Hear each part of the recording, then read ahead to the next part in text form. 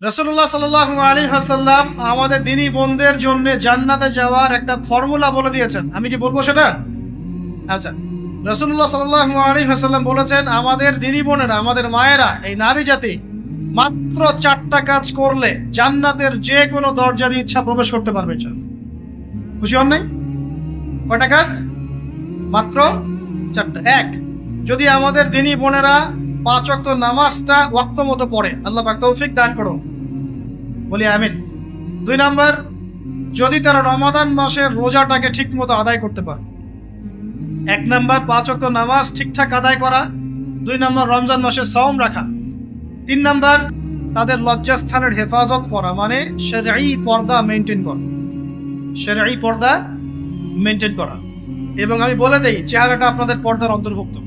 এটা নিয়ে অনেক বাকবিতণ্ডা হয় না সমাজে, চেহারা দেখানো যাবে কি যাবে না ইত্যাদি। চেহারা আপনার পর্দার অন্তর্ভুক্ত বিষয়, ফুল স্টপ। এর উপরে ফতোয়া অনেকভাবে দিচ্ছে, কিন্তু বরেণ্য উলামায়ে কেরামের কিতাবগুলো ঘাটাঘাটি করেন, তাদের ফতোয়া হচ্ছে চেহারা আপনার পর্দার অন্তর্ভুক্ত বিষয়, চেহারা ঢেকে রাখবেন, আল্লাহ পাক তৌফিক দান করুন। চোখ থাকবে খোলা, ঠিক আছে। 4 নাম্বার, স্বামীর আনুগত্য করতে হবে। স্বামীর আনুগত্য, এই যে আনুগত্য শব্দ শুনলেই মানুষের একটা মানে নেগেটিভ ধারণা তৈরি হতে পারে। স্বামীর আনুগত্য মানে কি আমি তার দাসত্ব করব? আনুগত্য মানে, প্রিয় দ্বীনি বোন, আনুগত্য মানে দাসত্ব নয়।